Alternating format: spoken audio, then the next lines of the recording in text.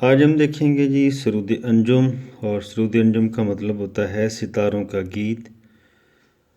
Be a Farsi optional کے حوالے سے ہم لیکچر پڑھ رہے تھے، اور آج ہماری تیسری نظم ہے۔ یاد رہے کہ سرود انجم میں ہم محنت، مسلسل کام اور کبھی نہ رکنے کے بارے میں ہی پڑھیں گے۔ بات تو ستاروں کی ہے، لیکن ستاروں کے ذریعے سے اقبال ہمیں سمجھانا چاہتے ہیں کہ جیسے ستارے چلتے رہتے ہیں اور دیکھتے رہتے ہیں، ایسے ہی آپ نے بھی محنت کرنی ہے اے نوجوان۔ تو سب سے پہلے دیکھیں، کہتا ہے سرود انجم میں علامہ اقبال، ستاروں کا گیت: ہستی ماں نظام ماں، ہماری وجود ہی ہمارا نظام ہے۔ ہستی ماں خرام ماں، ہمارا وجود ہی ہمارے خرام سے ہے، چلنے سے ہے۔ گردش بی مقام ماں، ہماری جو گردش ہے وہ بغیر رکے ہے۔ زندگی دوام ماں، اور اسی گردش کے اندر ہی ہماری زندگی کا دوام ہے۔ دور فلک مقام ماں، یہ فلک کا جو دور ہے یہ ہماری خواہش کے مطابق ہے۔ می نگریں و می رویں، ہم یہ دیکھتے رہتے ہیں اور چلتے رہتے ہیں۔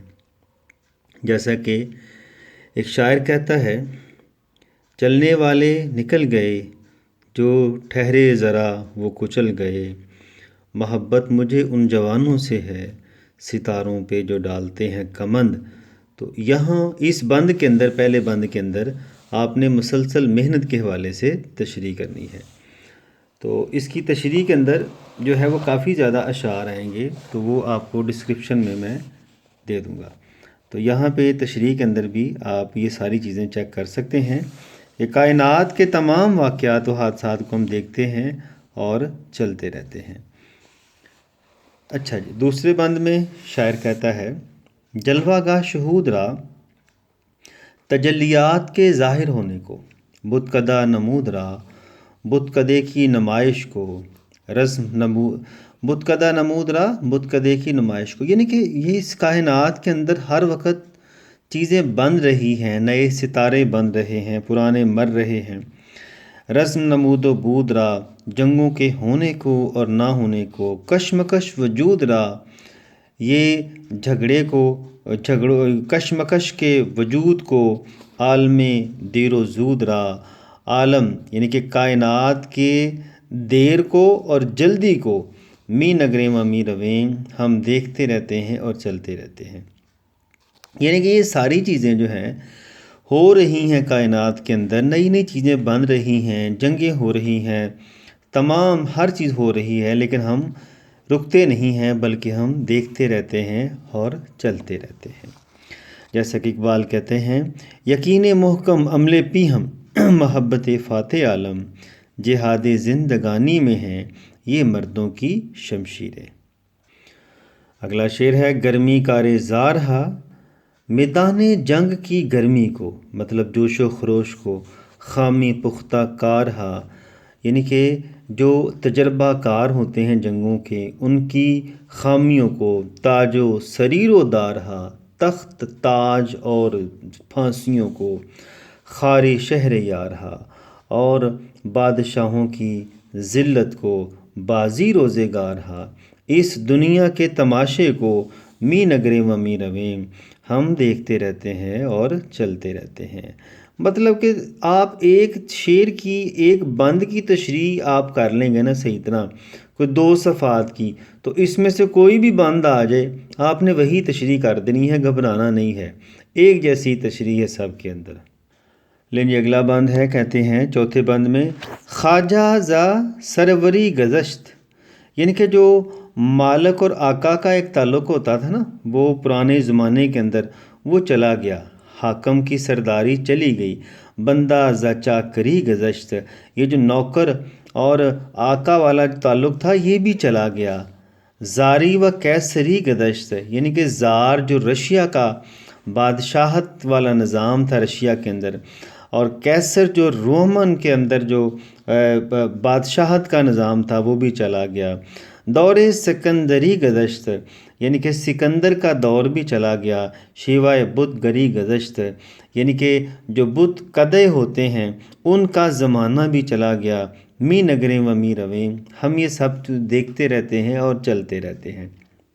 یعنی کہ نیا زمانہ ہے، یہ جو بادشاہتوں والے نظام ہوتے تھے، غلامی والے نظام ہوتے تھے، اب وہ چلے گئے، ان کو ہم دیکھتے رہتے ہیں اور چلتے رہتے ہیں۔ لیکن اگلی بند میں شاعر کہتا ہے، پانچواں بند ہے، کہتا ہے جی خاک خاموش در خروش، یعنی کہ انسان ہے تو خاموش و در خروش، لیکن اس کے اندر جوش و جذبہ بھی ہے، سست نہاد و سخت کوش، جہاں یہ سست ہے وہاں یہ محنت کرنے والا بھی ہے۔ ان کے دونوں کیٹیگریز اس میں پائی جاتی ہیں، دونوں خصوصیات اس کے اندر موجود ہیں۔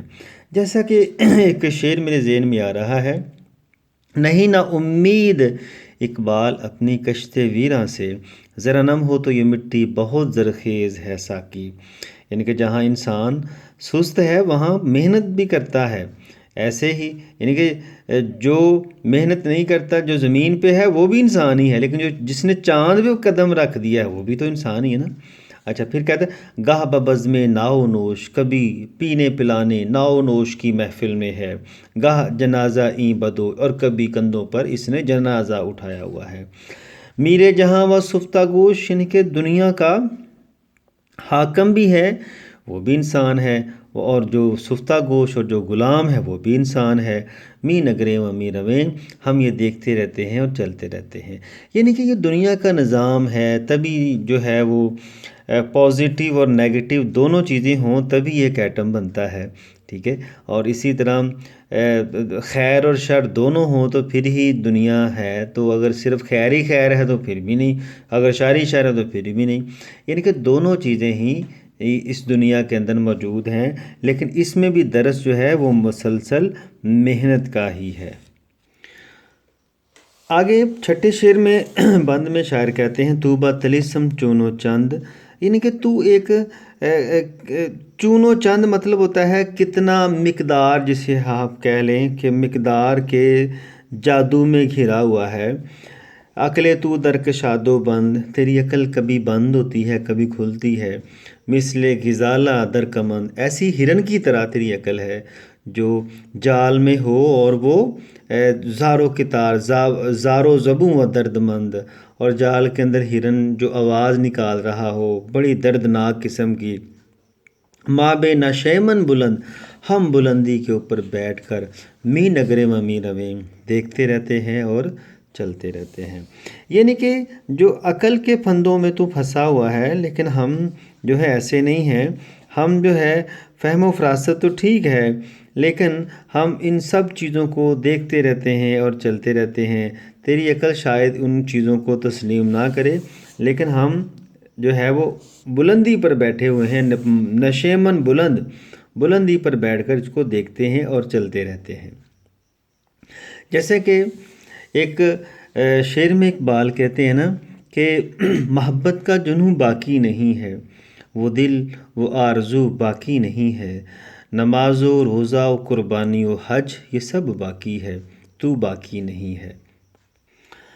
آگے ساتویں بند میں ایک سوالیہ انداز ہے، شاعر کہتا ہے پردہ چرا، پردہ کیا ہے، ظہور چیز جو ظاہر ہے وہ کیا ہے، اصل جلال و نور چیز، یہ جو روشنی اور اندھیرا ہے یہ کیا ہے، اس کی اصل کیا ہے، چشم دل و شعور چیز، یہ آنکھ دل اور شعور کیا ہے، فطرت ناصبور چیز، یہ بے قرار فطرت کیا ہے، یہ ہما نزد و دور چیز، یہ دور اور نزدیک کیا ہے، می نگریں و می رویں، ہم دیکھتے رہتے ہیں اور چلتے رہتے ہیں۔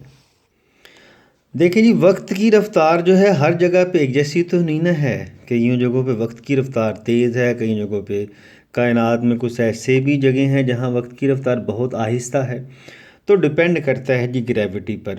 اچھا تو یہاں پہ کہتا ہے پیشے تو نزد ماں کمی، جو تیرے نزدیک بہت زیادہ ہے وہ ہمارے نزدیک تھوڑا ہے، سالے تو پیشے ماں دمی، جو تیرے نزدیک سال ہے وہ ہمارے لیے ایک لمحہ ہے، این بکنارے تو یمی، اے انسان تیرے پہلو میں ایک سمندر ہے، ساختہ بشبنمی، تو نے ایک شبنم کے جو ہے وہ قطرے پر اکتفا کر لیا ہے، ماں بے تلاش عالمی ہم ایک نئی دنیا کی تلاش میں رہتے ہیں، می نگریں و می رویں ہم دیکھتے رہتے ہیں اور چلتے رہتے ہیں۔ کیا زبردست بند ہے یہ، ٹھیک ہے۔ تو کہتا ہے جی تم چھوٹی، اس دنیا کے اندر چھوٹی سی دنیا ہے آپ کی، زمین جو ہے، کائنات زمین کے مقابلے میں بہت بڑی ہے، بہت بڑی، ٹھیک ہے۔ تو اس کے اندر کہتا ہے انسان تیرے، یعنی کہ اگر تو چاہے تو بہت کچھ کر سکتا ہے، تیرے پہلو میں سمندر ہے لیکن تو نے ایک قطرے پر اکتفا کر لیا ہے، ٹھیک ہے۔ تو کنویں کا مینڈک یہاں کہتا ہے نہیں بننا، سوچ اپنی وسیع کریں۔ تو یہ تھی جی، ہاں مجھے یہ نظر آ گیا جی اس کا مرکزی خیال، یہ دیکھیں آپ کو یہاں پہ نظر آئے گا کہ اس نظم کا مرکزی خیال بھی حرکت و عمل، نظم و ضبط، تحقیق و جستجو، خود شناسی ہے۔ علامہ اقبال ان تمام خصوصیات کو زندگی کا جوہر اور کامیابیوں کی کلید قرار دیتے ہوئے ان کے اصول کا درس دیتے ہیں۔ لیکن یہ تھے آج آخری بند آپ کے، یہ میں نے سارے آپ کو پڑھا دیے ہیں۔ تو ان کی جتنی بھی تشریح ہوگی وہ آپ ڈسکرپشن میں اور کمنٹ سیکشن میں چیک کر سکتے ہیں۔ تو ایک ہی جیسی تشریح یاد کر لیجئے گا، جو بھی بند ہے بس اس میں آپ پٹ کر دیں، اس کا اتنا کوئی مسئلہ نہیں ہے۔ اصل میں نظم کا یہی تو فائدہ ہوتا ہے کہ ایک نظم کا ایک ہی تشریح آپ ہر شعر کی کر سکتے ہیں۔ غزل کی ہر شعر کی تشریح جو ہے علیحدہ علیحدہ ہو جاتی ہے، باقی نظم کی ایک جیسی ہوتی ہے۔ لیکن ملتے ہیں نیکسٹ نظم کے ساتھ، اللہ حافظ۔